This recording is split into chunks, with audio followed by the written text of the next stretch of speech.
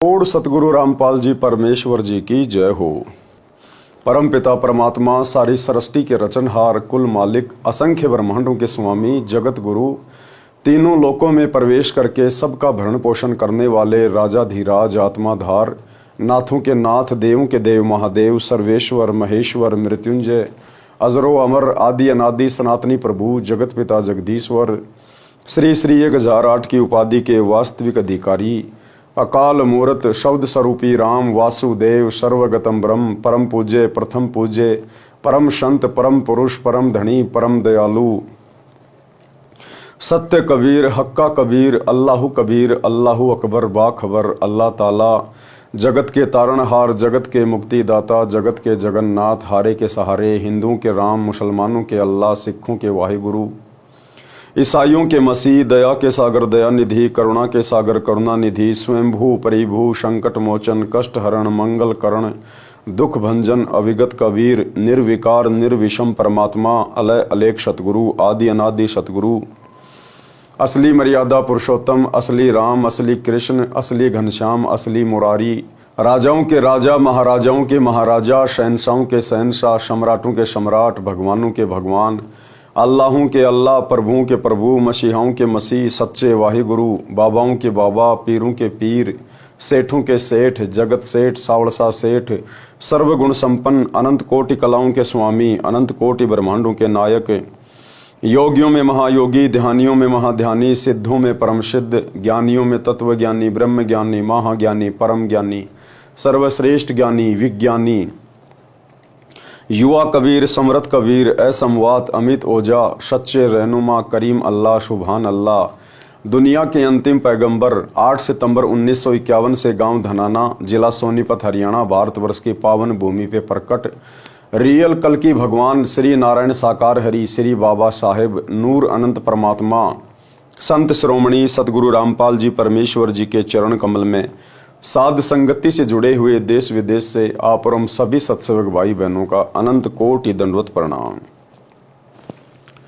सत्साई भाई और बहनों, दया परम पिता परमेश्वर जी की, सारी सृष्टि के सर्जनहार सतगुरु रामपाल जी भगवान की, जिनके शुभ आशीर्वाद से, विशेष आशीर्वाद से, उन्हीं के कर कमल से लिखित पवित्र पुस्तक जीने की राह के ऊपर वीडियो बनाने की श्रृंखला जारी है।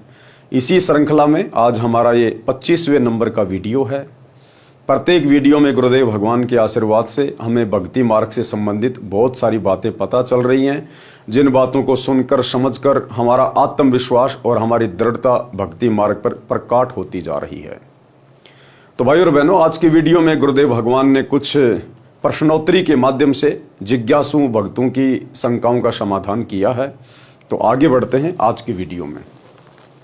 पवित्र पुस्तक जीने की राह, वीडियो नंबर 25 और पेज नंबर 211। गुरु बिन मोक्ष नहीं, यानी भक्ति मार्ग में, अध्यात्म में सच्चे गुरु की शरण में आए बिना, आजीवन मर्यादा में रहकर भक्ति किए बिना मोक्ष संभव नहीं हो सकता। तो किसी ने प्रश्न किया, प्रश्न, क्या गुरु के बिना भक्ति नहीं कर सकते? उत्तर दिया गुरुदेव भगवान ने, भक्ति कर सकते हैं परंतु व्यर्थ प्रयत्न रहेगा। गुरु के बिना भक्ति करना व्यर्थ प्रयत्न क्यों होता है? जिस प्रकार आपसे कोई बच्चा कहे, क्या स्कूल जाए बिना पढ़ाई नहीं हो सकती? क्या स्कूल जाए बिना कोई शिक्षित नहीं हो सकता? तो आप कहोगे शिक्षित हो सकता है परंतु व्यर्थ प्रयत्न होगा। आप घर बैठकर पढ़ाई पढ़ सकते हैं, कई भाषाओं के जानकार हो सकते हैं, परंतु स्कूल गए बिना आपको डिग्री नहीं मिलेगी, आपको सर्टिफिकेट नहीं मिलेगा, आपको सरकारी नौकरी नहीं मिलेगी। इसी प्रकार गुरु धारण किए बिना जो व्यक्ति भक्ति करते हैं वो भक्ति कर सकते हैं, जैसा दान पुण्य वो करेंगे उसका प्रतिफल अवश्य मिल जाएगा, परंतु 84 लाख योनियां और नरक का कष्ट भोगने से वो आत्मा नहीं बच सकती। इसलिए अध्यात्म में गुरु बनाना अति आवश्यक है, और वो भी सच्चा गुरु बनाना अति आवश्यक है। सच्चे गुरु के बिना भी बात नहीं बनेगी। नकली गुरुओं की भक्ति करने से भी भक्ति करना व्यर्थ प्रयत्न होगा। और वर्तमान में इस पूरे विश्व में, इस पूरी पृथ्वी पर एकमात्र सच्चा गुरु, सच्चा सतगुरु केवल सतगुरु रामपाल जी हैं। इनके अलावा चाहे आप किसी भी आचार्य, शंकराचार्य, महामंडलेश्वर या डायरेक्ट ब्रह्मा विष्णु महेश की पूजा पाठ क्यों ना करें, वो आपका व्यर्थ प्रयत्न होगा। 84 लाख योनियों में जाकर गधे, कुत्ते, सुअर बनने वाला कष्ट और नरक का कष्ट भोगने से आप जी कदापि नहीं बच सकते। इसलिए गुरु भी सच्चा चाहिए, पूर्ण गुरु चाहिए, जो सर्व धर्मशास्त्रों के आधार से आपको भक्ति प्रदान करता हो। तो वर्तमान में ऐसा सतगुरु पूरे विश्व में केवल एक ही है, क्योंकि एक समय में पूरी पृथ्वी पर केवल एक ही सतगुरु होता है। तो क्या कहा है, क्या गुरु के बिना भक्ति नहीं कर सकते? भक्ति कर सकते हैं, परंतु व्यर्थ प्रयत्न होगा। दूसरा सवाल, कारण बताइए कि व्यर्थ प्रयत्न क्यों होगा? तो गुरुदेव ने उत्तर दिया, परमात्मा का विधान है जो सूक्ष्म वेद में कहा है, कबीर गुरु बिन माला फेरते, गुरु बिन देते दान, गुरु बिन दोनों निष्फल है, चाहे पूछो वेद पुराण।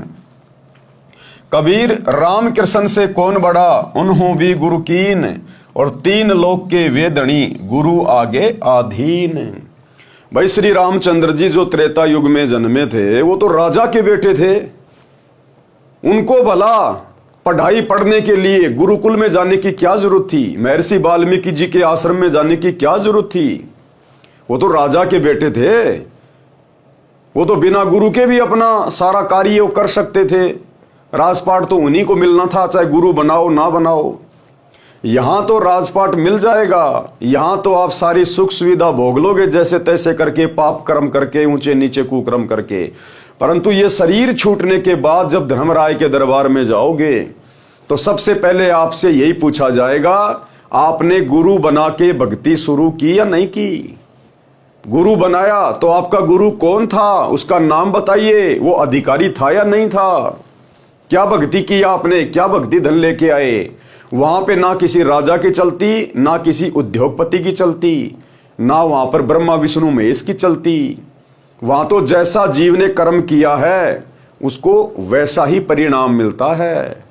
इसलिए गुरुदेव भगवान कह रहे हैं कि श्री रामचंद्र जी जो त्रेता युग में आए और द्वापर में श्री कृष्ण जी आए, जिनको आम हिंदू समाज भगवान मानता है, जब उनको भी गुरु धारण करके आध्यात्मिक दीक्षा लेनी पड़ी, उनको भक्ति करनी पड़ी, तो हम 2 कोटि के जीवों की क्या औकात, जो बिना गुरु बनाए हम लोग स्वर्ग में पहुंच जाएंगे, सदा सदा के लिए ऊपर के लोकों में निवास करेंगे या फिर मोक्ष प्राप्त कर लेंगे।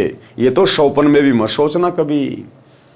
तो जब राम और श्री कृष्ण जैसे महापुरुषों ने गुरु धारण किए और भक्ति की, तो वर्तमान के 2 कोटि के कलयुगी जीव की भला क्या औकात। यदि गुरु नहीं बनाया तो सीधा सीधा लक 84 और नरक कुंड में डाला जाएगा। कबीर राम कृष्ण बड़े त्योपुर राजा, 3 गुरु बंद कीन निज काजा। कि श्री राम और श्री कृष्ण जी ने भी गुरु धारण करके फिर अपने सांसारिक कार्य किए, अपने राजपाट के कार्य किए। भावार्थ, गुरु धारण किए बिना यदि नाम जाप की माला फिराते हैं और दान देते हैं, वे दोनों व्यर्थ हैं। यदि आप जी को संदेह हो तो अपने वेदों तथा पुराणों में प्रमाण देख लो। श्रीमद् भगवत गीता 4 वेदों का सारांश है। गीता अध्याय 2 श्लोक 7 में अर्जुन ने कहा कि हे श्री कृष्ण, मैं आपका शिष्य हूं, आपकी शरण में हूं। गीता अध्याय 4 श्लोक 3 में श्री कृष्ण जी में प्रवेश करके काल ब्रह्म ने अर्जुन से कहा कि तू मेरा भगत है।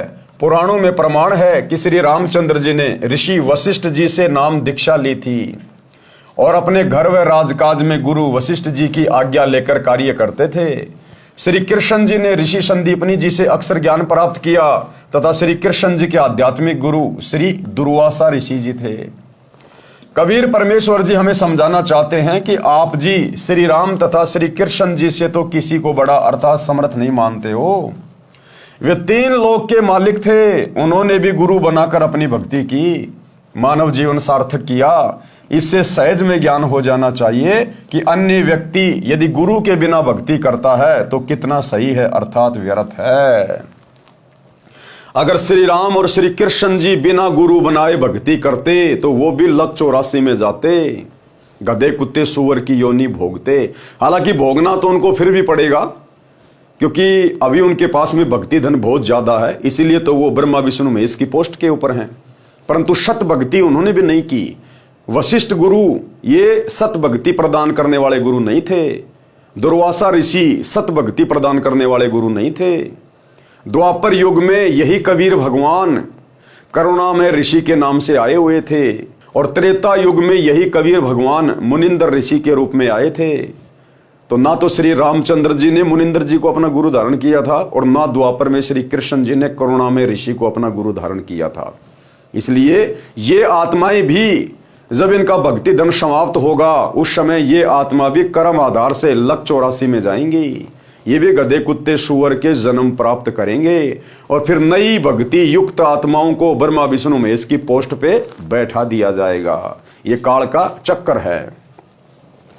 गुरु के बिना देखा देखी कही सुनी भक्ति को लोकवेद के अनुसार भक्ति कहते हैं। लोकवेद का अर्थ है किसी क्षेत्र में प्रचलित भक्ति का ज्ञान जो तत्व ज्ञान के विपरीत होता है। लोकवेद के आधार से ये दास संत रामपाल दास, श्री हनुमान जी, बाबा श्याम जी, श्री राम जी, कृष्ण जी, शिव जी तथा देवी देवताओं की भक्ति करता था। यानी स्वयं के लिए कह रहे हैं गुरुदेव भगवान कि जब तक मुझे सच्चा ज्ञान नहीं था, तब तक लोकवेद के आधार से सुनी सुनाई बातों के आधार से श्री राम और श्री कृष्ण और हनुमान जी को परमात्मा मान के मैं भक्ति किया करता था।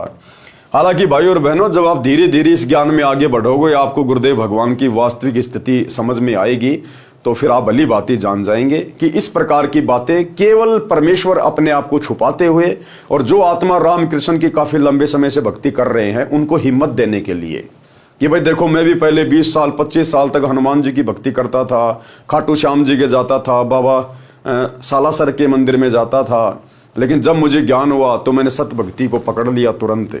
तो इसी प्रकार गुरुदेव भगवान इनको किसी अन्य देवी देवताओं की भक्ति करने की आवश्यकता नहीं है। ये तो समर्थ है, इनसे ऊपर कोई देव नहीं, कोई महादेव नहीं। ये 33 करोड़ देवी देवता भी इन्हीं को आधार मान के अपनी भक्ति करते हैं। 33 कोटि आधारा ध्यावे 88 उतरे भवजल पारा कट है यम की फांसी।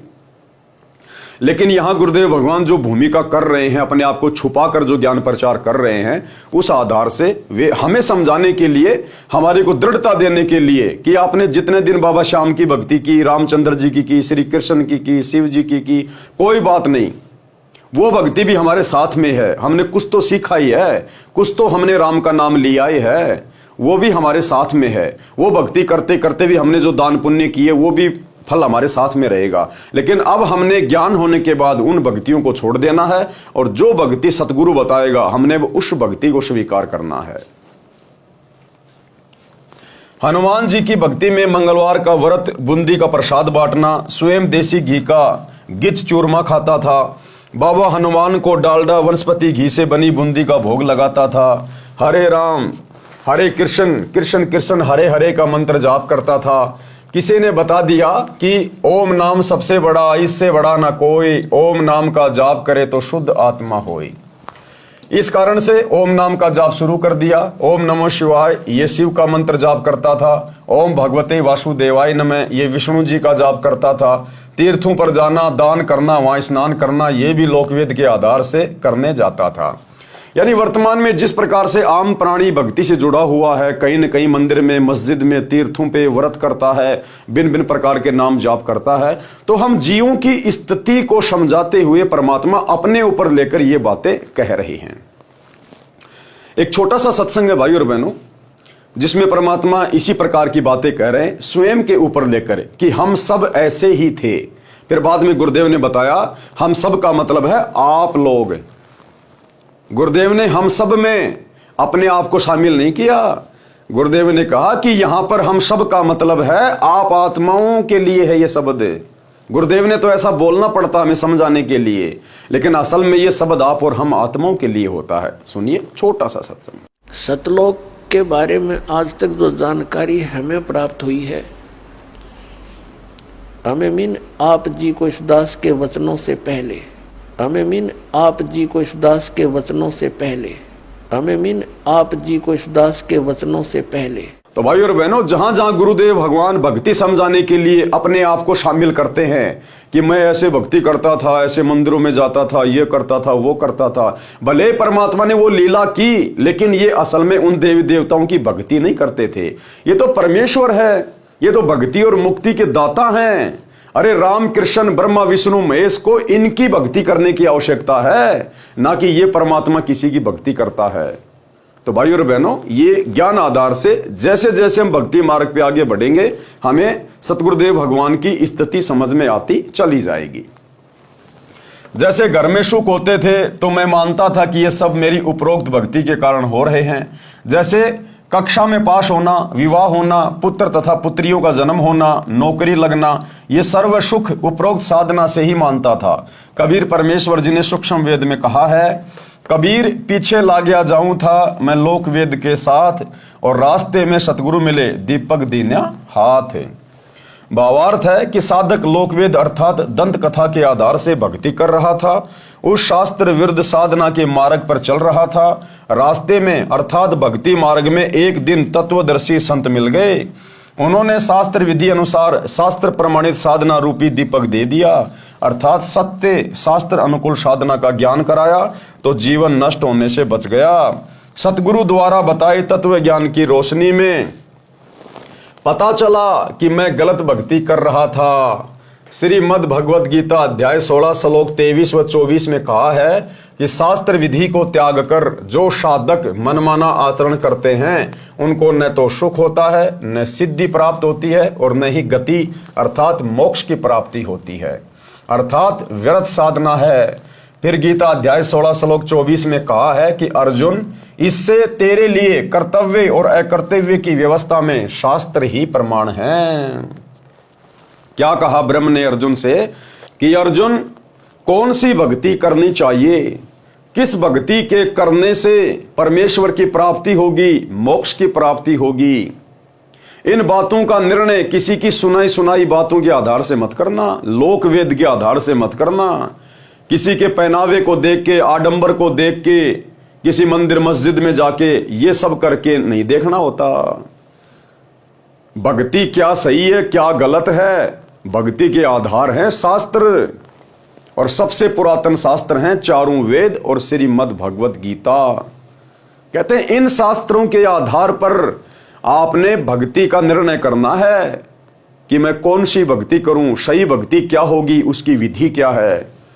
फिर जब हम इन शास्त्रों को पढ़ेंगे तो उसके बाद हमें गीता अध्याय 4 श्लोक 34 में पता चलेगा, जिसमें काल ब्रह्म गीता ज्ञान देने वाला ये भगवान ब्रह्म अर्जुन से कह रहा है कि अगर तुझे सनातन परम धाम की प्राप्ति करनी है, जहां जाने के बाद भगत कभी लौटकर इस संसार में वापस नहीं आता, गधा कुत्ता शुअर नहीं बनता, नरक का कष्ट नहीं भोगता, सदा सदा के लिए परमेश्वर के अमर लोक में चला जाता, सतलोक में चला जाता है, जहां जाने के बाद साधक की कभी मृत्यु नहीं होती, कभी बुढ़ापा नहीं आता, कोई काम नहीं करना पड़ता, सारे सुख वहां पर अखंड हैं।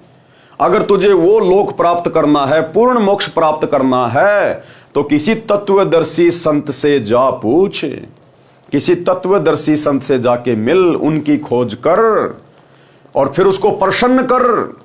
उसके बाद वो तत्वदर्शी महात्मा तुझे तत्व ज्ञान का उपदेश करेंगे। तो बाद में ये चारों वेद और गीता जी हमारे को तत्वदर्शी संत के भरोसे छोड़ देते हैं। यानी हमारा ज्ञान केवल यही तक का है, इन वेदों में और गीता में इससे आगे का ज्ञान नहीं है। हमारी जिम्मेदारी केवल इतनी है कि हम आपको तत्वदर्शी संत के बारे में बता दें कि भैया अब आगे का ज्ञान, पूर्ण मोक्ष का मार्ग तुझे तत्वदर्शी संत बताएगा। और तत्वदर्शी संत की भूमिका वो कबीर भगवान खुद ही निभाता है। अगर तेरे सौभाग्य से, तेरे भाग्य से अगर तुझे वो परम संत मिल जाए तो तू उस सनातन परम धाम को प्राप्त कर सकता है। तो भाइयों और बहनों, वर्तमान में वो सौभाग्य हमें सुलभ हो गया।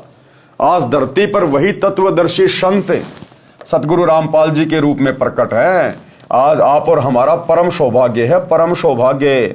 हम बड़ी आसानी से मोक्ष प्राप्त कर सकते हैं। इनके पास में कंप्लीट वे ऑफ वर्शिप है, कंप्लीट भक्ति का मार्ग है, पूर्ण मोक्ष प्राप्ति की गारंटी देते हैं, गारंटी, यदि आजीवन इनसे उपदेश लेकर इनकी मर्यादा में रहकर भक्ति करते रहे तो कह रहे हैं इससे तेरे लिए कर्तव्य और अकर्तव्य की व्यवस्था में शास्त्र ही प्रमाण है। जो उपरोक्त साधना ये दास रामपाल दास किया करता था तथा पूरा हिंदू समाज कर रहा है, वह सब गीता वेदों में वर्णित न होने से शास्त्र विरुद्ध साधना हुई जो व्यर्थ है। कबीर गुरु बिन काहू न पाया ज्ञाना, जो थोथा बू छड़े मूड किसाना। कबीर गुरु बिन वेद पढ़े जो प्राणी, और समझ न सार रहे अज्ञानी। इसलिए गुरुजी से वेद शास्त्रों का ज्ञान पढ़ना चाहिए, जिससे सत्य भक्ति की शास्त्र अनुकूल साधना करके मानव जीवन धन्य हो जाए। अब भाई और बहनों, यहां क्या लिख रहे हैं गुरुदेव भगवान, थोड़ा सा विचार करना। गुरुदेव कह रहे हैं इसलिए गुरु जी से वेद शास्त्रों का ज्ञान पढ़ना चाहिए। अब हम यह निर्णय कैसे करें कि सतगुरु रामपाल जी स्वयं परमात्मा हैं? यहां गुरुदेव ने कह दिया इसलिए गुरु जी से वेद शास्त्रों का ज्ञान पढ़ना चाहिए, जिससे सत्य भक्ति की शास्त्र अनुकूल साधना करके मानव जीवन धन्य हो। परंतु सतगुरु रामपाल जी के जो गुरु जी थे, जिनको इन्होंने गुरु धारण किया था 17 फरवरी 1988 को, और 6 साल इन्होंने भक्ति की उनकी शरण में रह के, 1988 में नाम दीक्षा ली और सन 1994 में गुरु पद लेकर ये दुनिया का आत्म कल्याण करने की दिशा में आगे बढ़ने लगे। तो मात्र 6 वर्ष में सतगुरु रामपाल जी को पूरे विश्व के धर्मशास्त्रों का कैसे ज्ञान हो गया? जो ज्ञान आचार्य शंकराचार्य मंडलेश्वरों को नहीं है, विश्व में किसी भी धर्म गुरु को जो ज्ञान नहीं है अध्यात्म का, वो ज्ञान मात्र 6 वर्ष में आखिर सतगुरु रामपाल जी ने कैसे प्राप्त कर लिया? जबकि सतगुरु रामपाल जी के गुरु जी ने, स्वामी राम देवानंद जी ने कभी भी सतगुरु रामपाल जी को वेद नहीं पढ़ाए, गीता का ज्ञान नहीं दिया, पुराण नहीं पढ़ाए, क्योंकि संत रामपाल जी के गुरु जी आदरणीय राम देवानंद जी तो अनपढ़ थे, अनपढ़। वो तो संस्कृत जानते भी नहीं थे, उन्होंने तो कभी गीता वेद उठाकर भी नहीं देखे। फिर भला सतगुरु रामपाल जी ने गीता वेद कुरान पुराण कहां से पढ़े, किससे पढ़े, जो आज पूरे विश्व को शास्त्र पढ़ा रहे हैं, ज्ञान दे रहे हैं? इसलिए भाई और बहनों, यहां यह सिद्ध होता है कि सतगुरु रामपाल जी स्वयं परमात्मा हैं, परमेश्वर हैं, ये जगत गुरु हैं। और इन्होंने केवल 1951 में गांव धनाना में प्रकट होने की एक लीला की, और उसके बाद जैसे वो समय आया, पिछली पीढ़ी का भक्ति युग आया, तो परमेश्वर ने विधिवत जो कबीर सागर में 650 साल पहले धर्मदास जी के माध्यम से लिखवाया था कि 12वें पंथ हम ही चल आवें और सब पंथों को मिटाकर एक पंथ चलावें। तो 17 फरवरी 1988 को आदरणीय गरीबदास जी के 12वें पंथ में सतगुरु रामपाल जी ने आदरणीय राम देवानंद जी को अपना मुंह बोला गुरु बनाकर प्रवेश किया, और सन 1994 में अपना यथार्थ 13वां कबीर पंथ चलाया। अन्यथा सतगुरु रामपाल जी के गुरु जी तो अनपढ़ थे, उन्होंने कभी भी सतगुरु रामपाल जी को या अपने किसी भी शिष्य को वेद शास्त्र गीता कुरान पुराण नहीं पढ़ाई। फिर भला सतगुरु रामपाल जी ने कहां से पढ़ ली, जो आज पूरे विश्व को ज्ञान दे रहे हैं? इसलिए भाई और बहनों, जो जगत गुरु होता है उसको किसी से ज्ञान लेकर आगे ज्ञान देने की जरूरत नहीं पड़ती। यदि भगवान ही किसी से ज्ञान लेकर आगे ज्ञान प्रचार करेगा तो फिर वो भगवान कहां हुआ, वो जगत गुरु कहां हुआ?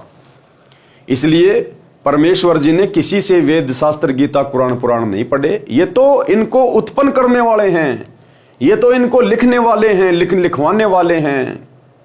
परमेश्वर को किसी भाषा को पढ़ने की आवश्यकता नहीं होती। वो तो 84 लाख योनियों में जितने भी जीव जंतु हैं, सूक्ष्म हैं, उन सब की भाषा जानता है परमात्मा। मन की भाषा को जानता है परमात्मा। हमारे मन में उठने वाले विचारों से पहले परमात्मा जान जाता है कि हमारे मन में क्या विचार उठेंगे, लाख जन्म बाद हमारे मन में क्या विचार उठेंगे, वो भी सतगुरु जानता है। इसलिए जगत गुरु को किसी से ज्ञान लेकर आगे ज्ञान देने की जरूरत नहीं पड़ती। इसलिए सतगुरु रामपाल जी स्वयं कबीर भगवान हैं। पूर्ण गुरु के वचन की शक्ति से भक्ति होती है। क्या कह रहे हैं परमात्मा कि जो पूरा गुरु होता है ना, सच्चा गुरु, उसके वचन की शक्ति से भक्ति होती है। यानी परमात्मा अपना आशीर्वाद देके शुरुआत में भगत को उपदेश देके उसके अंदर भक्ति प्रवेश करते हैं, और सदा उनका आशीर्वाद बना रहता है जब तक भगत मर्यादा में रहता है। अन्यथा यहां काल भक्ति नहीं करने देगा। कोई सोच भी मत लेना कि हम ये सत भक्ति कर सकते हैं। अगर एक क्षण के लिए परमात्मा आपसे दूर हो जाए, आप ये सत भक्ति नहीं कर सकते। इसलिए गुरुदेव कह रहे हैं कि पूर्ण गुरु के वचन की शक्ति से भक्ति होती है। उदाहरण, गुरु जी से दीक्षा लेकर भक्ति करना लाभदायक है, बिना गुरु के भक्ति करने से कोई लाभ नहीं होता। उदाहरण, एक राजा की रानी बहुत धार्मिक थी, उसने परमेश्वर कबीर जी से गुरु दीक्षा ले रखी थी। वह प्रतिदिन गुरु दर्शन के लिए जाया करती थी। राजा को यह अच्छा नहीं लगता था, राजा को यह सब अच्छा नहीं लगता था, परंतु वह अपनी पत्नी को वहां जाने से रोक नहीं पा रहा था। कारण, एक तो वह उस बड़े शक्तिशाली राजा की लड़की थी, दूसरे वह अपनी पत्नी को प्रसन्न देखना चाहता था। एक दिन राजा ने अपनी पत्नी से कहा कि आप नाराज न हो तो बात कहूं। रानी ने कहा कहो। राजा ने कहा कि आप अपने गुरु के पास जाती हैं, भक्ति तो गुरु के बिना भी हो सकती है। रानी ने कहा कि गुरुजी ने बताया है कि गुरु के बिना भक्ति करना व्यर्थ है। राजा ने कहा कि मैं तेरे साथ कल तेरे गुरुजी से मिलूंगा, उनसे ये बात स्पष्ट करूंगा। राजा ने संत जी से प्रश्न किया कि आप जनता को मूर्ख बना रहे हो कि गुरु बिन भक्ति नहीं होती, क्यों भक्ति सफल नहीं होती? नाम मंत्र जाप करने होते हैं, एक दूसरे से पूछकर जाप कर लें, पर्याप्त है। संत ने कहा, राजन आपकी बात में दम है, मैं आपके राज दरबार में आऊंगा, वहां इस बात का उत्तर दूंगा। निश्चित दिन को संत जी राजा के दरबार में गए। राजा सिंहासन पर विराजमान था, आसपास सिपाही खड़े थे। संत के बैठने के लिए अलग से कुर्सी रखी थी। संत ने जाते ही आसपास खड़े सिपाहियों से राजा की ओर हाथ करके कहा कि इसे गिरफ्तार कर लो, क्योंकि संत ने राजा के सवाल का जवाब देना था कि बिना गुरु के भक्ति क्यों नहीं हो सकती। तो अच्छा सा समय देखकर वो संत जी राजा के दरबार में गए कि यहां तो ये मेरा माथा खाएगा, ये समझ नहीं पाएगा, तो इसको इसी के राज दरबार में आके समझाऊंगा। अब संत जी ने एक दिन राजा को समय दे दिया कि फला फला दिन मैं आपके राज दरबार में आऊंगा आपके सवाल का जवाब देने के लिए। राजा बड़ा प्रसन्न हुआ। निश्चित समय पर संत जी राज दरबार में पहुंच गए और वहां जो सिपाही खड़े थे, सैनिक खड़े थे, उनसे संत जी ने कहा राजा की तरफ उंगली करके कि सैनिकों, इस राजा को गिरफ्तार कर लो। अब वो एक संत के कहने से भला सैनिक राजा को कैसे गिरफ्तार कर लेंगे? तो सैनिक टस से मस भी नहीं हुए। संत ने फिर कहा कि सैनिकों, तुमने सुना नहीं, राजा को गिरफ्तार कर लो, मेरा आदेश है। उसके बावजूद भी वो सैनिक टस से मस नहीं हुए। उसके बाद राजा ने सोचा कि लगता है संत का दिमाग फिर गया, ये मेरा राज्य हड़पना चाहता है, ये कोई प्लानिंग करके तो नहीं आया है। तो राजा ने भी वही शब्द कहे उन सैनिकों से कि सैनिकों, इस बाबा जी को पकड़ लो। राजा के द्वारा केवल इतना कहना हुआ और सैनिकों ने आकर संत जी को जमीन से 1 फुट ऊपर उठा लिया और अगले आदेश की प्रतीक्षा कर रहे थे। उसी समय संत जी ने कहा कि राजा, दरबार में आए हुए अतिथि का इस प्रकार से निरादर थोड़ी करवाते हैं। तो राजा ने कहा कि तू बात ही ऐसी कर रहा है, तू तो मेरा राज्य हड़पने की कोशिश कर रहा है। तो संत जी ने कहा कि मैं तो तेरे राज्य के ऊपर थूकना भी पसंद नहीं करता, थूकना भी। अगर मुझे यही सब कुछ चाहिए होता तो मैं साधु बन के भक्ति नहीं करता। तो बोला फिर क्यों कर रहे थे सब कुछ? बोला पहले मेरे को जमीन पे तो टेक मेरे पैर। तो राजा ने आदेश दिया सैनिकों छोड़ दो। सैनिकों ने छोड़ दिया। उसने कहा कि मैं तेरे सवाल का जवाब दे रहा था, जो तूने मुझसे आके पूछा था ना कि बिना गुरु के भक्ति क्यों नहीं हो सकती, मैं तेरे सवाल का जवाब दे रहा था। तो राजा ने कहा कि यह कैसा जवाब था? बोला यही जवाब था। बोला राजन, जो शब्द मैंने कहे तेरे सैनिकों से कि सैनिकों राजा को पकड़ लो, ये टस से मस भी नहीं हुए, और वही शब्द राजा जी आपने कहे कि सैनिकों साधु को पकड़ लो, इन्होंने तुरंत मेरे को पकड़ लिया। यहां आपके वचन में शक्ति है, क्योंकि आप यहां के राजा हैं, महाराजा हैं। यहां आपके वचन में शक्ति है, मेरे वचन में शक्ति नहीं है।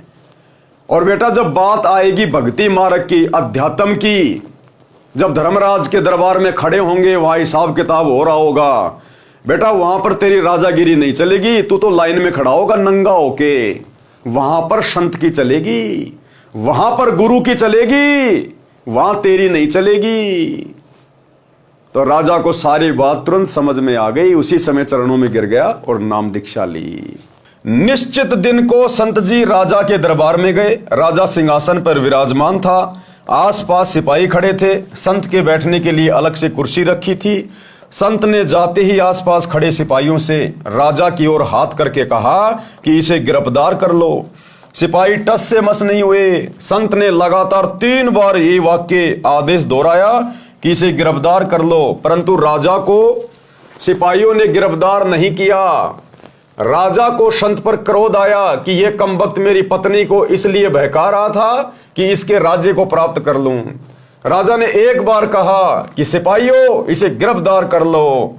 राजा के हाथ का संत की ओर संकेत था। उसी समय सिपाहियों ने संत को गिरफ्तार कर लिया। संत ने कहा, हे राजन, आप घर पर बुलाकर संत का अनादर कर रहे हो, यह अच्छी बात नहीं है। राजा ने कहा, आप ये क्या बकवास कर रहे थे, मुझे गिरफ्तार करने का आदेश दे रहे थे। संत ने कहा, मैं आपके उस प्रश्न का उत्तर दे रहा था कि गुरु से दीक्षा लेकर भक्ति करना क्यों लाभदायक है। मुझे छुड़ाओ तो मैं आपको उत्तर दूं। राजा ने सिपाहियों से कहा कि छोड़ दो। सिपाहियों ने संत को छोड़ दिया। संत ने कहा कि हे राजा जी, मैंने यही वाक्य कहा था, इसे गिरफ्तार कर लो। सिपाही टस से मस नहीं हुए। आप जी ने भी यही वाक्य कहा था कि तुरंत सिपाहियों ने मुझे गिरफ्तार कर लिया।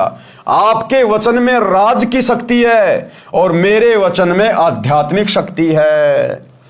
आप उसी नाम जाप के लिए किसी को भक्ति के लिए कहोगे तो वह मंत्र कोई काम नहीं करेगा। क्या कहा संत ने? क्या कहा कि आपके अंदर राज की शक्ति है। आप यदि किसी को कोई मंत्र जाप करने के लिए कहोगे या आदेश दोगे तो आपका शब्द काम नहीं करेगा, क्योंकि आप राजा हो, आप अधिकारी नहीं हो। जिस प्रकार मैं राज का अधिकारी नहीं हूं, मेरे पास में राज शक्ति नहीं है, मैं राजा नहीं हूं, इसलिए मैंने जो शब्द कहे राजपाट से संबंधित, जो राजा लोगों को शोभा देता है कि इसे पकड़ लो, इसे छोड़ दो, इसे जेल में डाल दो, मैंने वही शब्द कहे थे। तेरे सिपाहियों ने सुने भी नहीं और तूने कहे, तुरंत मुझे उठा लिया, क्योंकि तेरे पास में राज की शक्ति है। ठीक इसी प्रकार मेरे पास अध्यात्म की शक्ति है। जो मंत्र मैं दूंगा, जो भक्ति करने का मैं आदेश दूंगा, यदि उस प्रकार से भक्ति की जाएगी तो उस भक्ति की शक्ति से मोक्ष प्राप्त करोगे, 84 लाख योनियों से छूट जाओगे, नरक में गिरकर महाकष्ट भोगने से बचोगे।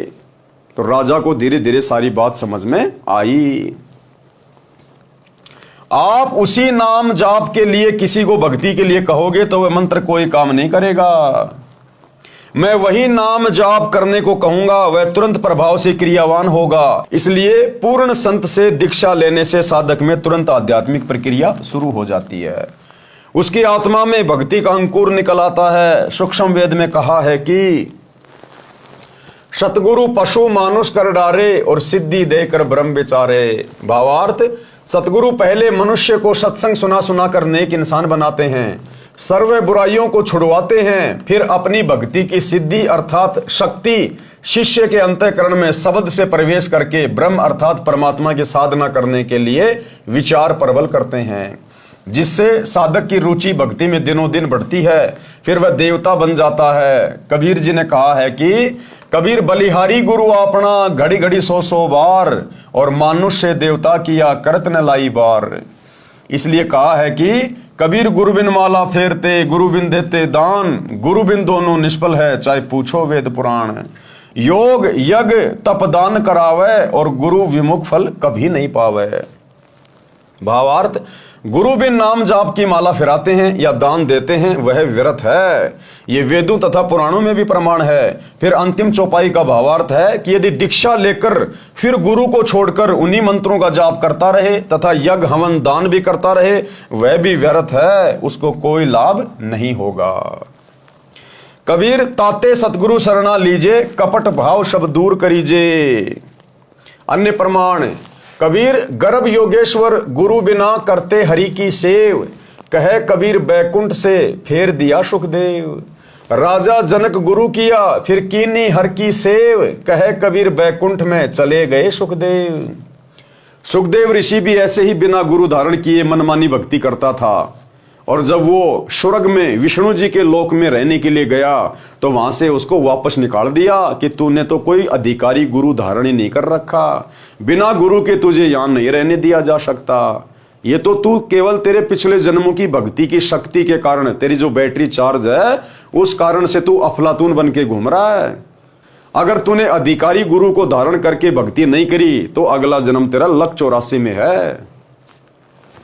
भावार्थ, ऋषि वेदव्यास जी के पुत्र सुखदेव जी अपने पूर्व जन्म की भक्ति की शक्ति से उड़कर स्वर्ग में चले जाते थे। एक दिन वे श्री विष्णु जी के लोक में बने स्वर्ग में प्रवेश करने लगे। वहां के कर्मचारियों ने ऋषि सुखदेव जी से स्वर्ग द्वार पर पूछा कि ऋषि जी अपने पूज्य गुरु जी का नाम बताओ। सुखदेव जी ने कहा कि गुरु की क्या आवश्यकता है, अन्य गुरु धारण करके यहां आए हैं, मेरे में स्वयं इतनी शक्ति है कि मैं बिना गुरु के आ गया हूं। द्वारपालों ने बताया, ऋषि जी ये आपकी पूर्व जन्म में संग्रह की हुई भक्ति की शक्ति है, यदि फिर से गुरु धारण करके भक्ति नहीं करोगे तो पूर्व की भक्ति कुछ ही दिन चलेगी, आपका मानव जीवन नष्ट हो जाएगा।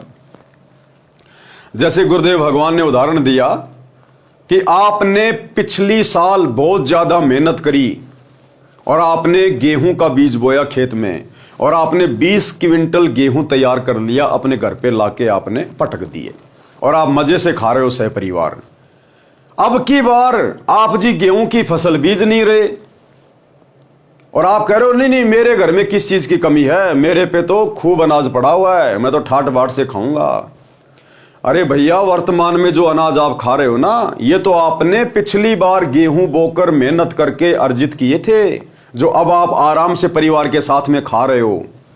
अगर अब की बार फिर से गेहूं की फसल नहीं की तो अगले साल क्या खाओगे? पिछले जन्म की कमाई, पिछले साल की कमाई तो अब की बार खा रहा है, और अब की बार भक्ति नहीं करी तो अगली बार क्या खाओगे? पूरा परिवार भूखा मरेगा।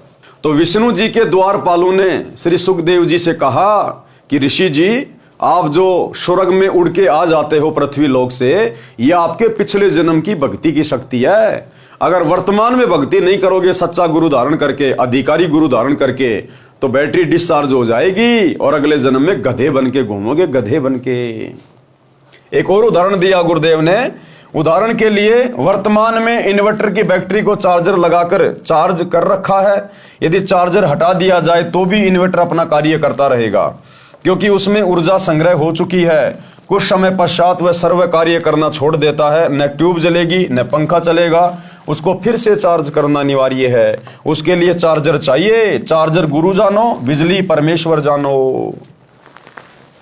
ऋषि सुखदेव में अपनी सिद्धि का अभिमान था, वह नहीं माना। बात भगवान विष्णु जी तक पहुंच गई। श्री विष्णु जी ने भी यह बात कही कि ऋषि जी पहले आप गुरु बनाओ फिर यहां आओ। सुखदेव जी ने कहा, भगवान पृथ्वी लोक पर मेरे समान कोई नहीं है, न कोई ढंग का गुरु है, कृपया आप ही बताइए कि मैं किसको गुरु बनाऊं। श्री विष्णु जी ने बताया कि आप राजा जनक को गुरु बनाओ। ये कहकर श्री विष्णु जी अपने महल में चले गए। सुखदेव ऋषि वापस पृथ्वी पर आए, राजा जनक से दीक्षा लेकर उनके बताए भक्ति मंत्रों का जाप किया, तब ऋषि सुखदेव जी को स्वर्ग में रहने दिया। इसलिए गुरु बनाकर भक्ति करने से सफलता संभव है, बिना गुरु भक्ति दान आदि आदि करना व्यर्थ है। अरे सुखदेव ऋषि, जिसने द्वापर युग में स्वर्ग से आकर और पांडवों के अंतिम वंशज राजा परीक्षित को कथा सुनाई और उनकी आत्मा को विमान में बैठा के स्वर्ग में ले गया, बैकुंठ में लेकर गया, उस सुखदेव ऋषि को भी जब तक उसने अधिकारी गुरु धारण नहीं किया तब तक विष्णु जी ने अपने लोक में प्रवेश नहीं करने दिया। फिर आप और हमारे जैसे आम 2 कोटि के जीवों की क्या औकात? यदि हमने शत भक्ति नहीं करी तो हमें मोक्ष प्राप्त हो जाएगा, सीधे 84 में ठोके जाएंगे, सीधे नरक में। गुरु पूरा हो, झूठे गुरु से कोई लाभ नहीं होता। प्रश्न किया, पूरे गुरु की क्या पहचान है? हम तो जिस भी संत से ज्ञान सुनते हैं वह पूर्ण सतगुरु ही लगता है। तो गुरुदेव ने उत्तर दिया, सूक्ष्म वेद में गुरु के लक्षण बताए हैं। क्या लक्षण? गरीब सतगुरु के लक्षण कहूं, मधुरे बैन विनोद, 4 वेद 6 शास्त्र कहे 18 बोध। संत गरीबदास जी गांव छुडानी जिला झज्जर हरियाणा वाले को परमेश्वर कबीर जी मिले थे। उनकी आत्मा को ऊपर अपने सतलोक में सनातन परम धाम में लेकर गए थे। ऊपर के सर्व लोकों का अवलोकन कराकर वापस पृथ्वी पर छोड़ा था। उनको संपूर्ण अध्यात्म ज्ञान बताया था। उनका ज्ञान योग परमेश्वर कबीर जी ने खोल रखा था। उसके आधार से संत गरीबदास जी ने गुरु की पहचान बताई है कि जो सच्चा गुरु अर्थात सतगुरु होगा वह ऐसा ज्ञान बताता है कि उसके वचन आत्मा को आनंदित कर देते हैं, बहुत मधुर लगते हैं, क्योंकि वे सत्य पर आधारित होते हैं। भाइयों और बहनों, जब आप सतगुरु रामपाल जी के मुख कमल से इनके सत्संग सुनना शुरू करोगे, उसके बाद आपकी आत्मा में जो असीम शांति, जो असीम आनंद उत्पन्न होगा, उसकी कोई सीमा नहीं होगी, कोई भी सीमा। कारण है कि सतगुरु 4 वेदों तथा सर्व शास्त्रों का ज्ञान विस्तार से कहता है। यही प्रमाण परमेश्वर कबीर जी ने सूक्ष्म वेद में कबीर सागर के अध्याय जीव धर्म बोध में पृष्ठ 1960 पर दिया है। गुरु के लक्षण 4 बखाना, प्रथम वेद शास्त्र को जाना। यानी जो सच्चा गुरु होगा, सतगुरु होगा, वो संपूर्ण धर्म शास्त्रों का ज्ञाता होगा। केवल हिंदू धर्म के नहीं, केवल मुसलमान धर्म के नहीं, जैन या ईसाई धर्म के नहीं, पूरे विश्व में जितने भी धर्म ग्रंथ हैं उन सभी का वो पूर्णतया जानकार होगा, ज्ञाता होगा, जो सच्चा सतगुरु होगा। गुरु के लक्षण 4 बखाना, प्रथम वेद शास्त्र को ज्ञाना।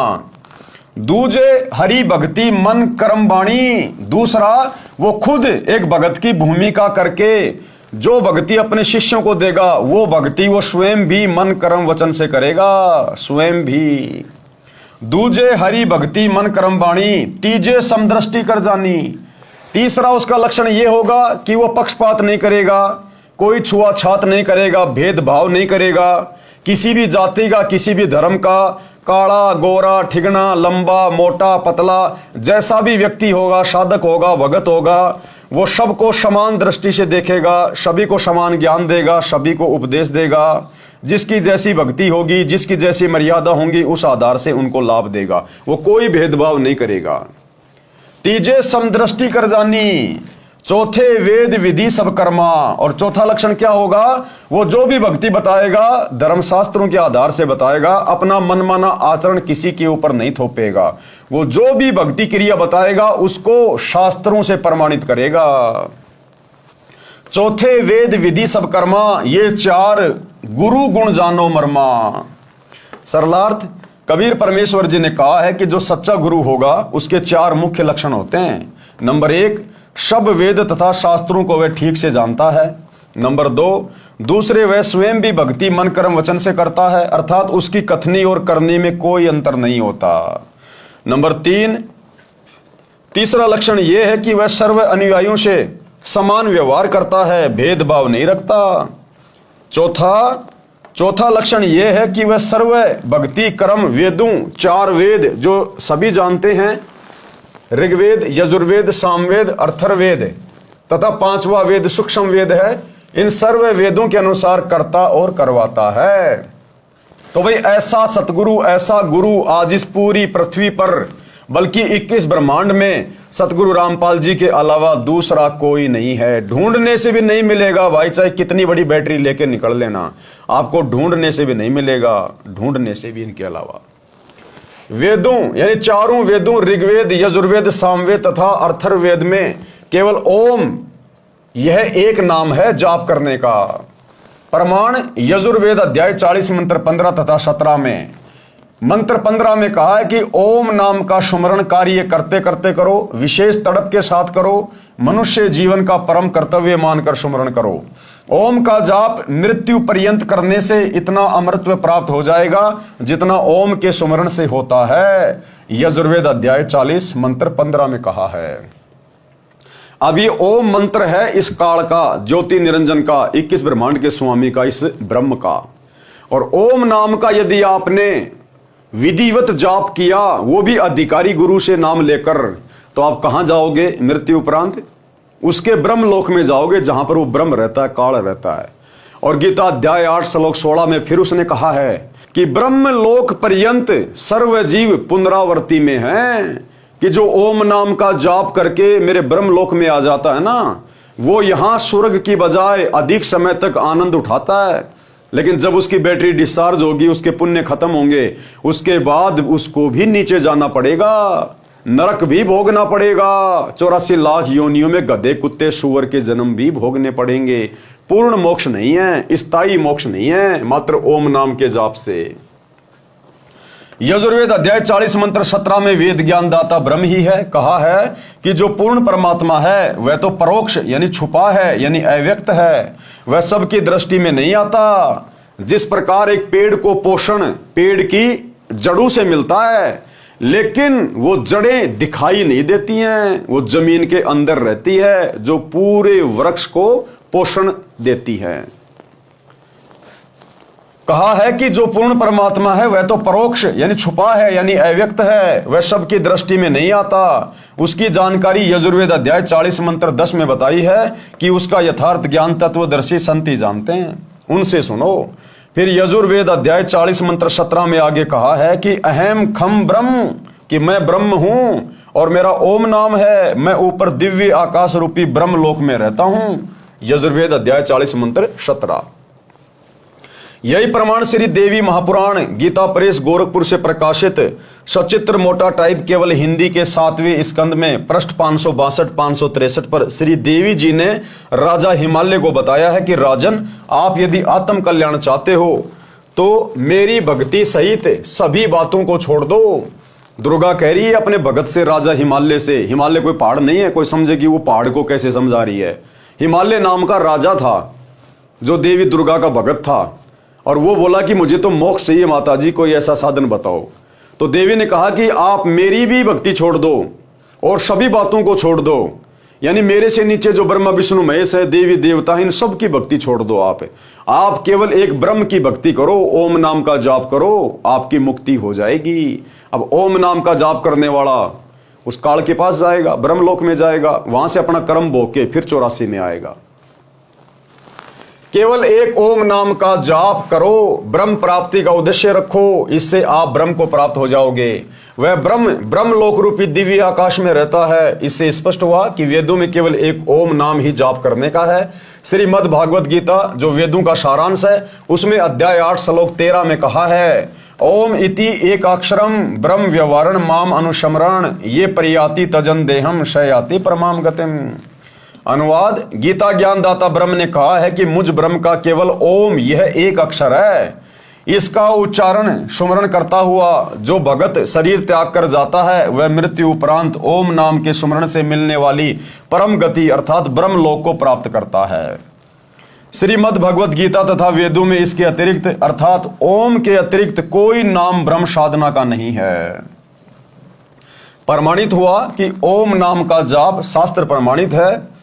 गीता ज्ञानदाता ने स्पष्ट किया है कि अर्जुन, तेरे और मेरे बहुत से जन्म हो चुके हैं, आगे भी होंगे। मेरी उत्पत्ति को ऋषि तथा देवतागण नहीं जानते। गीता अध्याय श्लोक 2:12, अध्याय 4 का श्लोक 5, अध्याय 10 श्लोक 2। इससे सिद्ध हुआ कि गीता ज्ञानदाता ब्रह्म नाशवान है तथा जन्मता मरता है। इसके पुजारी भी जन्म मरण के चक्कर में ही रहेंगे। इसलिए गीता अध्याय 8 श्लोक 16 में कहा है कि ब्रह्म लोक में गए साधक भी पुनर्जन्म में रहते हैं। इसलिए गीता ज्ञानदाता ने गीता अध्याय 18 श्लोक 62 में कहा है कि हे भारत, तू सर्वभाव से उस परमेश्वर की शरण में जा। फिर गीता अध्याय 18 श्लोक 62 में कहा है कि तू सर्वभाव से उस परमेश्वर की शरण में जा, यानी अपने से अन्य किसी और की तरफ संकेत कर रहा है कि तू सर्वभाव से उस परमेश्वर की शरण में जा, जिसकी शरण में जाने के बाद साधक लौटकर संसार में वापस नहीं आता। इसलिए गीता ज्ञानदाता ने यानी ब्रह्म ने गीता अध्याय 18 श्लोक 62 में कहा है कि हे भारत, तू सर्वभाव से उस परमेश्वर की शरण में जा। उस परमेश्वर की कृपा से ही तू परम शांति तथा सनातन परम धाम अर्थात सत्य लोक को प्राप्त होगा। तो यहां पर भाइयों और बहनों बहुत ही विचारणीय विषय है। लोग गीता ज्ञानदाता चाहे श्री कृष्ण को मानते हैं, चाहे श्री विष्णु जी को मानते हैं, चाहे इस काल को मानते हैं। वैसे तो गुरुदेव ने स्पष्ट कर दिया कि इस ब्रह्म ने यानी काल ने श्री कृष्ण जी में भूत की तरह प्रवेश करके पूरा गीता का ज्ञान बोला। लेकिन चलो कोई बात नहीं, जो व्यक्ति कहता कि श्री कृष्ण जी ने गीता का ज्ञान दिया है और श्री कृष्ण जी की भक्ति कर रहा है, तो गीता अध्याय 18 श्लोक 62 उन भाई बहनों को विचार करना चाहिए। तुम्हारा श्री कृष्ण भगवान हाथ खड़े कर रहा है कि अर्जुन, पूर्ण मोक्ष प्राप्त करवाना मेरे बस की बात नहीं है, तू उस परमेश्वर की शरण में जा। यानी अपने से अन्य किसी और की शरण में जाने के लिए कह रहा है। तो श्री कृष्ण जी कहां पे परमात्मा हुआ, कहां पूर्ण भगवान हुआ, जो अपने से अन्य किसी और की शरण में जाने को अर्जुन को कह रहा है कि अगर तुझे परम धाम चाहिए, सतलोक जाना है, पूर्ण मोक्ष प्राप्त करना है, तो तू सर्वभाव से उस परमेश्वर की शरण में जा। यदि कोई मानता है कि श्री विष्णु जी ने गीता का ज्ञान दिया है, तो भैया गीता अध्याय 18 श्लोक 62 में आपके विष्णु ने भी हाथ खड़े कर दिए कि तू सर्वभाव से उस परमेश्वर की शरण में जा। और गीता ज्ञान देने वाला ये काल है, ये ब्रह्म है, और ये वैसे हाथ खड़े कर रहा है कि तू उस परमेश्वर की शरण में जा। हे भारत, तू सर्वभाव से उस परमेश्वर की शरण में जा। उस परमेश्वर की कृपा से ही तू परम शांति तथा सनातन परम धाम अर्थात सतलोक को प्राप्त होगा। तो भैया वो परमेश्वर, वो परमात्मा, ये सतगुरु रामपाल जी भगवान हैं, जो आज हमें उस परम धाम में ले जाने के लिए अपनी सत भक्ति देने के लिए आए हैं। तो ये है वो परमेश्वर जिसके विषय में ब्रह्म कह रहा है। फिर गीता अध्याय 15 श्लोक 4 में गीता ज्ञानदाता ने कहा है कि जब तत्वदर्शी संत से तत्व ज्ञान प्राप्त हो जाए, उसके बताए अनुसार साधना करके उसके पश्चात परमेश्वर के उस परम पद की खोज करनी चाहिए, जहां जाने के पश्चात साधक फिर लौटकर संसार में कभी नहीं आते। केवल उस परमेश्वर की पूजा करो। गीता अध्याय 7 श्लोक 29 में गीता ज्ञानदाता ने कहा है, जरा मरण मोक्षाय माम आश्रित यतंती ये तत् ब्रह्म विदु कर्तशनम अध्यात्म कर्म च अखिलम। भावार्थ, गीता ज्ञानदाता ने बताया है कि जो मेरे बताए ज्ञान पर आश्रित होकर अर्थात मेरे कहे अनुसार तत्वदर्शी संतों से तत्व ज्ञान जान लेते हैं, जो जरा अर्थात व्यर्धावस्था तथा मृत्यु के कष्ट से मोक्ष प्राप्त करने के लिए प्रयत्न करते हैं, संसार की किसी कीमती वस्तु की इच्छा भक्ति के प्रतिफल में नहीं करते हैं, वे तत् ब्रह्म विदु उस ब्रह्म को, संपूर्ण अध्यात्म को और सर्व कर्मों को जानते हैं। इसीलिए तो गुरु जी कहते हैं कि जब लग भक्ति सह कामना तब लग निष्फल सेव, कहे कबीर वे क्यों मिले निष्कामी निज देव। कि आप मेरी भक्ति भी कर रहे हो, उपदेश भी ले लिया, और आपके अंदर सांसारिक इच्छाएं उमड़ उमड़ के जागृत हो रही हैं कि गुरु जी एक प्लाट बन जाए, गुरु जी बेटा नौकरी लग जाए, गुरु जी छोरा इंटरव्यू में पास हो जाए, गुरु जी मेरे पोता हो जाए, मेरे दोती हो जाए, दोता हो जाए। तो गुरु जी कह रहे हैं जब तक भक्ति सह कामना, यानी भक्ति भी कर रहे हो और मन में तुम्हारे कामना भी है, इच्छा भी है इस काल के लोक की, यहां की वस्तुओं की, तब लग निष्फल से, तब तक तुम्हारी भक्ति बेकार है। और कहे कबीर वे क्यों मिले निष्कामी निज देव, वो तो निष्काम भक्ति से प्राप्त होता है।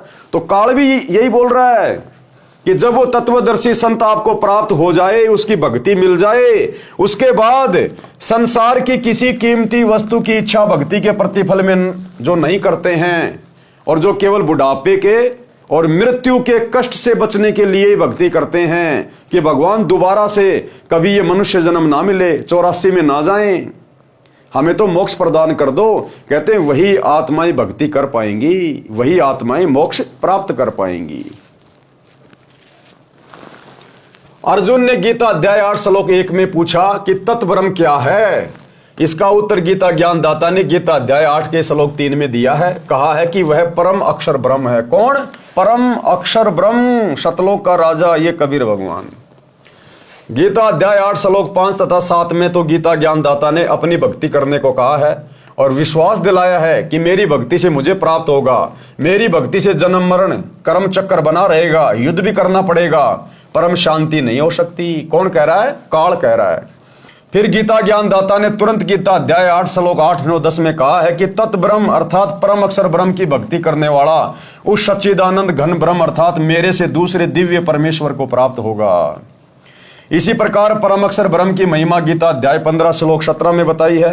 गीता अध्याय 15 श्लोक 16 में 2 पुरुष बताए हैं। एक क्षर पुरुष, ये गीता ज्ञानदाता है जिसका 21 ब्रह्मांड का क्षेत्र है, ये गीता ज्ञानदाता ब्रह्म है। दूसरा अक्षर पुरुष बताया है जिसका 7 संग ब्रह्मांड का क्षेत्र है। ये दोनों नाशवान बताए हैं अर्थात इनकी भी जन्म और मृत्यु होती है, इनके लोकों में सर्व जीव भी नाशवान बताए हैं। गीता अध्याय 15 श्लोक 17 में बताया है कि उत्तम पुरुष है तू अन्य, यानी इन दोनों से उत्तम भगवान तो कोई अन्य ही है। उत्तम पुरुष है तू अन्य परमात्मा इति उदाहरत है, जिसको परमात्मा कहते हैं, भगवान कहते हैं। ये लोक त्रिरम अवश्य विवर्ती अवय ईश्वर। अनुवाद, उत्तम पुरुष यानी पुरुषोत्तम अर्थात परम अक्षर ब्रह्म तो ऊपर वर्णित क्षर पुरुष तथा अक्षर पुरुष से अन्य है, जो परमात्मा कहा जाता है, जो तीनों लोकों में यानी क्षर पुरुष के 21 ब्रह्मांडों के क्षेत्र वाला लोक, और दूसरा अक्षर पुरुष के 7 संख्य ब्रह्मांडों वाला लोक, और तीसरा ऊपर के 4 लोक, शतलोक, अलख लोक, अगम लोक तथा अनामी लोक। इस प्रकार बने तीनों लोकों में प्रवेश करके सबका धारण पोषण करता है, वह वास्तव में अविनाशी परमेश्वर है। गीता अध्याय 17 श्लोक 23 में इस परम अक्षर ब्रह्म की प्राप्ति के मंत्र बताए हैं। ओम तत् सत इति निर्देश ब्रह्मण त्रिविध समर्थ, यानी उस पूर्ण परमात्मा की प्राप्ति के सुमरण करने के ये 3 मंत्र हैं, ओम, तत् और सत। ओम तो सीधा सीधा है, ये तत् सांकेतिक है। सतगुरु रामपाल जी बताएंगे कि वो तत् क्या है। ये तत् तो केवल संकेत है। इस तत् में 2 मंत्र हैं जो केवल सतगुरु रामपाल जी देते हैं, और सत इसके अंदर 3 मंत्र हैं जिसको सारनाम कहा जाता है, जो केवल सतगुरु रामपाल जी के पास उपलब्ध है, विश्व में और किसी के पास नहीं है। ओम तत् सत इति निर्देश ब्रह्मण त्रिविध समर्थ, ब्राह्मणा तेन वेदा यज्ञा च विहिता पुरा। ब्रह्मण सच्चिदानंद घन ब्रह्म अर्थात परम अक्षर ब्रह्म की भक्ति की साधना के अर्थात परमेश्वर के उस परम पद को प्राप्त करने के मंत्र बताए हैं, जहां जाने के पश्चात भगत फिर लौटकर संसार में कभी नहीं आते, जहां परम शांति को प्राप्त होते हैं, जो सनातन परम धाम है। ओम ये ब्रह्म अर्थात क्षर पुरुष का मंत्र है जो प्रत्यक्ष है। दूसरा है तत्, ये अक्षर पुरुष का जाप मंत्र है, ये मंत्र सांकेतिक है। वास्तविक मंत्र सूक्ष्म वेद में बताया है, ये मंत्र दीक्षा के समय दीक्षार्थी को सार्वजनिक किया जाता है, अन्य को नहीं बताया जाता। और तीसरा है सत्य, यह परम अक्षर पुरुष की साधना का मंत्र है, यह भी सांकेतिक है, दीक्षार्थी को दीक्षा के समय बताया जाता है। यथार्थ मंत्र सूक्ष्म वेद में लिखा है, यही प्रमाण सामवेद के मंत्र संख्या 822 में भी है कि 3 नाम के जाप से पूर्ण मोक्ष प्राप्त होता है। संख्या नंबर 822 सामवेद उतारचिक अध्याय 3 खंड नंबर 5 श्लोक नंबर 8 संत रामपाल दास द्वारा भाषा भाषे। तो ये वो मंत्र है भाइयों और बहनों। अब दास को तो इतना संस्कृत आती नहीं है, आप जी देख लेना। यहां परमात्मा ने इस मंत्र में लिखे गए प्रत्येक शब्द का हिंदी में अनुवाद किया है, और यहां फिर गुरुदेव भगवान ने उसका शब्दार्थ किया है, और यहां इसका भावार्थ किया है। इस मंत्र में स्पष्ट किया है कि पूर्ण परमात्मा कबीर अर्थात कबीर मानव शरीर में गुरु रूप में प्रकट होकर प्रभु प्रेमियों को 3 नाम का जाप देकर सत्य भक्ति कराता है, तथा उस मित्र भगत को पवित्र करके अपने आशीर्वाद से पूर्ण परमात्मा अर्थात अपनी प्राप्ति का मार्ग बताकर पूर्ण सुख प्राप्त करवाता है, साधक की आयु बढ़ाता है। यही प्रमाण गीता अध्याय 17 श्लोक 23 में है कि ओम तत्सत इति निर्देश ब्रह्मण त्रिविध समर्थ है। भावार्थ है कि पूर्ण परमात्मा को प्राप्त करने का ओम तत्सत यह मंत्र जाप सुमरण करने का निर्देश है। इस नाम को तत्वदर्शी संत से प्राप्त करो। तत्वदर्शी संत के विषय में गीता अध्याय 4 श्लोक नंबर 34 में कहा है, तथा गीता अध्याय नंबर 15 श्लोक नंबर 1 व 4 में तत्वदर्शी संत की पहचान बताई, तथा कहा है कि तत्वदर्शी संत से तत्व ज्ञान जानकर उसके पश्चात उस परम पद परमेश्वर की खोज करनी चाहिए, जहां जाने के पश्चात साधक लौटकर संसार में नहीं आते, अर्थात पूर्ण मुक्त हो जाते हैं। उसी पूर्ण परमात्मा से संसार की रचना हुई है। विशेष उपरोक्त विवरण से स्पष्ट हुआ कि पवित्र 4 वेद भी साक्षी हैं कि पूर्ण परमात्मा ही पूजा के योग्य है। उसका वास्तविक नाम कबीर देव कबीर परमेश्वर है, तथा 3 मंत्र के नाम का जाप करने से ही पूर्ण मोक्ष होता है।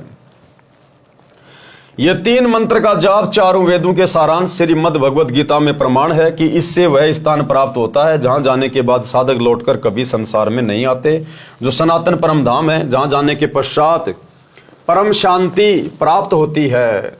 अब देख लो भाइयों और बहनों, अब ये जितने भी अपने आप को सनातनी कहते हैं, दुनिया भर के साधु संतों की शरण में घूमते हैं। अब बताओ हमारे धर्मशास्त्र तो क्या कह रहे हैं, वेद क्या कह रहे हैं भक्ति और भगवान के बारे में, गीता जी क्या कह रही है भक्ति और भगवान के बारे में। अब इसीलिए तो इन सारे ऋषियों ने, संतों ने, महात्माओं ने, आचार्यों ने, शंकराचार्यों ने भक्ति का भट्ठा बैठा दिया। क्योंकि सच्चे गुरु के बिना यह ज्ञान नहीं हो सकता। चाहे आप दिन रात इन शास्त्रों को पढ़ते रहो, आप समझ ही नहीं पाओगे इनका भावार्थ क्या है, असल में इनका सार क्या है। इसीलिए तो कहते हैं गुरु बिन काहू न पाया ज्ञाना, जो थोता बुझ छिड़े मूड किसाना। और गुरु बिन वेद पढ़े जो प्राणी, समझे न सार रहे अज्ञानी। कौन सा गुरु? सतगुरु, सच्चा गुरु। बाकी तो सारा दिन लेके गीता जी, वेदों को और श्री भागवत का पाठ लोग करते रहते हैं, कथाएं करते रहते हैं, अपना धंधा बना रखा है। लेकिन केवल वो अपने धार्मिक धंधे तक सीमित हैं। उनको स्वयं के मोक्ष का पता नहीं, अपने भक्तों के मोक्ष का पता नहीं। खुद भी नरक में जाएगा, भक्तों को भी नरक में लेके जाएगा। तो यथार्थ विधि ये है जो हमारे धर्मशास्त्रों में लिखी है भक्ति के विषय में। तो आज पूरा का पूरा हिंदू समाज, पूरा का पूरा भगत समाज इसी प्रकार से शास्त्र विरुद्ध साधना के ऊपर आरूढ़ है। सौभाग्य है उन आत्माओं का जो समय रहते सतगुरु रामपाल जी की शरण में आ गए और इनके ज्ञान को अच्छे से समझकर आज मर्यादा में रहकर भक्ति कर रहे हैं। वेदों व गीता में यह अनमोल 3 नाम का मंत्र अस्पष्ट अर्थात सांकेतिक है। इसलिए चारों वेदों व गीता अनुसार साधना करने से वह स्थान व परमात्मा प्राप्त नहीं हो सकता। क्योंकि गीता जी में तो खाली 3 मंत्र बोल दिए, ओम तत् सत। अब ओम तो सीधा मंत्र है, तत् और सत्य ये सांकेतिक है, ये कोड वर्ड में है। अब इसको बताएगा कौन? वो तत्वदर्शी संत बताएगा। तत्वदर्शी संत की भूमिका खुद वो कबीर परमात्मा आके निभाता है। तो भैया गीता और चारों वेदों में भी पूर्ण परमात्मा की प्राप्ति का मूल ज्ञान नहीं है। उन्होंने अंत में यही छोड़ दिया कि ये ज्ञान तो फिर आगे का वो तत्वदर्शी संत बताएगा, उसकी खोज करो। गीता अध्याय 4 श्लोक 34 है। इसलिए गीता अध्याय 4 श्लोक 32 तथा 34 में गीता ज्ञानदाता ने स्पष्ट किया है कि यज्ञों अर्थात धार्मिक अनुष्ठानों का यथार्थ ज्ञान ब्रह्मण मुखे यानी सच्चिदानंद घन ब्रह्म अर्थात परम अक्षर ब्रह्म अपने मुख कमल से वाणी बोलकर बताता है। वह सच्चिदानंद घन ब्रह्म की वाणी कही जाती है। उसे तत्व ज्ञान तथा सूक्ष्म वेद भी कहते हैं। उसके जानने के पश्चात सर्व पापों से मुक्त हो जाता है, जिसमें संपूर्ण भक्ति मंत्र तथा विधि बताई है। गीता अध्याय 4 श्लोक 32। अब गीता अध्याय 4 श्लोक 34 क्या कहता है? उस तत्व ज्ञान को तू तत्वदर्शी संतों के पास जाकर समझ। उनको दंडोत प्रणाम करने से, कपट छोड़कर नम्रता पूर्वक प्रश्न करने से वे परमात्म तत्व को भली भांति जानने वाले ज्ञानी महात्मा तुझे तत्व ज्ञान का उपदेश करेंगे। तो भाई ये है वो तत्वदर्शी संत वर्तमान में। ये स्वयं ही परमेश्वर है, स्वयं ही परमात्मा है, स्वयं ही तत्वदर्शी संत की भूमिका करता है, स्वयं ही सतगुरु है।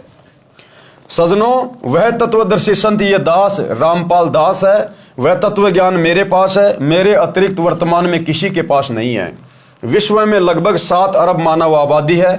इन अरबों मनुष्यों में मेरे अतिरिक्त कोई इस ज्ञान को जानने वाला नहीं है। अगर कोई जानने वाला होता तो ये भेद जो इन्हीं धर्मशास्त्रों से सतगुरु रामपाल जी ने खोल के रख दिया, ये वेद अन्य धर्मगुरु भी बताते। लेकिन कोई भी धर्मगुरु और उसका ज्ञान हमारे चारों वेदों से मेल नहीं खाता, गीता जी से मेल नहीं खाता। अर्थात सब के सब केवल मनमाने आचरण पर लगे हुए थे काल प्रेरणा से। गीता अध्याय 7 श्लोक 12 से 15 तक तो गीता ज्ञानदाता ने तीनों गुणों रजगुण ब्रह्मा जी, सतगुण विष्णु जी तथा तमगुण शिव जी की भक्ति करने वाले साधकों को, राक्षस स्वभाव को धारण किए हुए मनुष्यों में नीच दूषित कर्म करने वाले मूर्ख मेरी भक्ति भी नहीं करते। यानी गीता का ज्ञान देने वाले काल ने, ब्रह्म ने गीता अध्याय 7 श्लोक 12 से 15 में तीनों गुणों की भक्ति करने वाले यानी ब्रह्मा विष्णु महेश की भक्ति करने वाले, श्री राम की भक्ति करने वाले, श्री कृष्ण जी की भक्ति करने वाले, देवी देवताओं की भक्ति करने वालों को 4 गालियां निकाली हैं। 4 गालियां क्या कहा है कि राक्षस स्वभाव को धारण किए हुए और मनुष्यों में नीच दूषित कर्म करने वाले मूर्ख मेरी भक्ति भी नहीं करते। फिर गीता ज्ञानदाता ने गीता अध्याय 7 श्लोक 16 से 18 तक अपनी साधना करने वालों की स्थिति बताई है कि मेरी भक्ति 4 प्रकार के करते हैं, आरत, अर्थार्थी, जिज्ञासु और ज्ञानी। इनमें केवल ज्ञानी साधक श्रेष्ठ बताया, परंतु वह भी तत्व ज्ञान न होने के कारण मेरी वाली अर्थात ब्रह्म की अनुत्तम अर्थात घटिया गति में ही स्थिर रह गया। गीता अध्याय 7 श्लोक 19 में गीता ज्ञानदाता ने कहा है कि मेरी पूजा भी जन्म जन्मांतरों के अंत के जन्म में कोई ज्ञानी आत्मा ठीक से करता है। अन्यथा अन्य उपासना में ही लगे रहते हैं। ये बताने वाला महात्मा तो बहुत दुर्लभ है कि केवल वासुदेव अर्थात सर्वगतम ब्रह्म ही सब कुछ है। उसी की भक्ति करने से परम शांति प्राप्त होती है और उसी की भक्ति से सनातन परम धाम प्राप्त होता है। उसी की भक्ति से वह परम पद प्राप्त होता है जहां जाने के पश्चात साधक फिर लौटकर संसार में कभी नहीं आते। वह परम अक्षर ब्रह्म सर्व का उत्पत्ति करता है। वही संसार रूपी वृक्ष की मूल है जो तीनों लोकों में प्रवेश करके सबका धारण पोषण करता है। वही पाप नाशक है, वही पूर्ण मोक्षदायक है। उसी की भक्ति करनी चाहिए। तो आज हम किसकी भक्ति कर रहे हैं? उसी परमेश्वर की भक्ति कर रहे हैं, सतगुरु रामपाल जी की भक्ति कर रहे हैं। प्रिय पाठकों, वह तत्वदर्शी संत वर्तमान में यह दास रामपाल दास है। मेरे पास संपूर्ण वेद शास्त्रों का ज्ञान है। वासुदेव भगवान की भक्ति के संपूर्ण मंत्र हैं, क्योंकि ये स्वयं ही वासुदेव भगवान है। वासुदेव का मतलब होता है जिसका वास, जिसकी उपस्थिति सब जगह हो, उसको कहते हैं वासुदेव। जिसकी शक्ति, जिसकी ऊर्जा सर्व ब्रह्मांडों में हर जगह हो, उसको कहते हैं वासुदेव। और क्या करें गुरुदेव? मेरे पास संपूर्ण वेद शास्त्रों का ज्ञान है। और एक छोटा सा सत्संग गुरुदेव के मुख कमल से गुरुदेव कह रहे हैं, कोई ये ना समझना कि भाई सतगुरु रामपाल जी को तो केवल हिंदू धर्म में होने के कारण केवल हिंदू धर्म के शास्त्रों का ही ज्ञान है, खाली गीता का और वेदों का ही ज्ञान है। नहीं, गुरुदेव कह रहे हैं इस विश्व में जितने भी धर्म शास्त्र हैं उन सब का ज्ञान मेरे पास में है। सबका ज्ञान, केवल एक हिंदू धर्म का नहीं। पूरे विश्व में तकरीबन 300 के आसपास देश हैं पूरे विश्व में, और हर देश का एक भक्ति इतिहास है, हर देश का एक शास्त्र है। तो गुरुदेव कह रहे हैं पूरे विश्व के जितने भी धर्मशास्त्र हैं उन सब का ज्ञान केवल एकमात्र गुरुदेव के पास में है। क्योंकि गीता का समझना कोई बालकों का खेल नहीं, परमात्मा बुद्धि दे अपने कृपा पात्र पे, तभी ये अनमोल ग्रंथ समझ में आते हैं। और टीचर उसी को कहते जो हमारे सिलेबस को ठीक से जाने। वो टीचर कहां, जब सिलेबस का ज्ञान नहीं अटपट सुना रहा है तो टीचर नहीं है। तो जितने भी आज तक धर्मगुरु किसी भी धर्म के हैं उनको अपने सिलेबस का ज्ञान वर्तमान वालों को नहीं है। इस दास रामपाल दास के अतिरिक्त विश्व में नहीं है। ये कद्दे समझ माजी उठा रहे।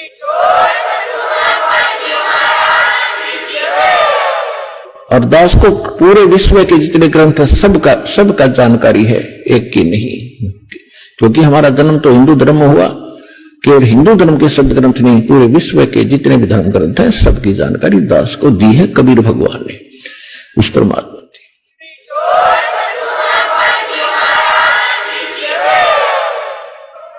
तो सोचिए भाई और बहनों, कौन है गुरुदेव? वासुदेव। अरे भैया, विश्व के सभी देशों के धर्मशास्त्रों का ज्ञाता तो वो होगा जिसको विश्व के सभी देशों की भाषा का ज्ञान होगा।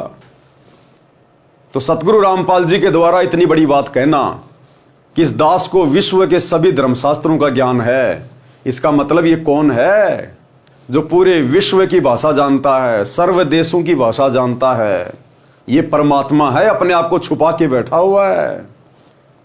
तो भाई और बहनों, ये मौका मत चूको। जब आप इनकी शरण में आओगे धीरे धीरे आप इनको पहचानना शुरू कर दोगे। ये परमेश्वर अपनी लीला कर रहा है, एक आम व्यक्ति की तरह, आम संत की तरह भूमिका कर रहा है। ये काल को भी धोखा देके और अपनी आत्माओं तक ये ज्ञान पहुंचाता है। जब ठीक का समय आएगा, आने वाले दिनों में पूरे विश्व को पता चलेगा कि एकमात्र वासुदेव परम अक्षर ब्रह्म, पूर्ण ब्रह्म परमेश्वर कौन है। सतगुरु रामपाल जी के अलावा किसी को अन्य में परमात्मा नजर नहीं आएगा। और ये ज्यादा दिन की बात नहीं है, 2028 के बाद पूरी दुनिया इनके चरणों में नतमस्तक हो जाएगी। क्योंकि 2028 युग परिवर्तन का समय है। उसके बाद जितने भी प्राणी बचेंगे इस पृथ्वी पर महाविनाश के बाद, वो सब इनके चरणों में आकर भक्ति करेंगे, अर्थात इनसे उपदेश लेके अपने अपने घर बैठ के भक्ति करेंगे। वो इन्हीं के दिशा निर्देशन में पूरे विश्व का शासन संचालित होगा। तो उस समय सबको पता चल जाएगा। लेकिन भाई और बहनों, वो समय आए, उस समय आप अपनी दुर्गति कराओगे, अपने परिवार की दुर्गति कराओगे। क्या पता आप उस समय बच पाओ ना बच पाए, आपका परिवार बचे ना बचे। तो उससे पहले समय रहते यदि आपके पास ये संदेश पहुंच रहे हैं, सतगुरु रामपाल जी का कोई सत्संग मिल रहा है, पहुंच रहा है, कोई पुस्तक पहुंच रही है, तो उसको ध्यान से पढ़ना शुरू कर दो, सत्संग सुनना शुरू कर दो, और अतिशीघ्र महीने 2 महीने में ज्ञान को समझकर उपदेश लेकर अपना और अपने परिवार का कल्याण कराओ। नहीं तो आने वाले समय में दुर्गति के अलावा कुछ भी हाथ नहीं लगेगा। तो भाई और बहनों, आज के वीडियो में हम केवल इतना ही रखेंगे। कल रात्रि 8 बजे आगे की वीडियो में बढ़ेंगे। सभी भाई बहन लाइव जुड़िए। तब तक गुरुदेव भगवान हम सबको आज्ञा दें, इजाजत दें, सद्बुद्धि दें, आशीर्वाद दें। बंदी छोड़ सतगुरु रामपाल जी भगवान की जय हो।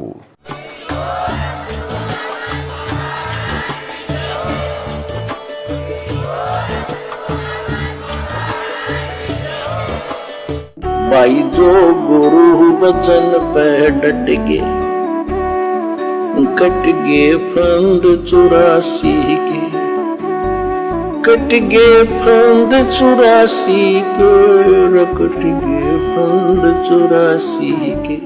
भाई जो गुरु बचन पे डट गे, कट गे फंद 84 के, कट गे फंद 84 के, कट गे फंद 84 के।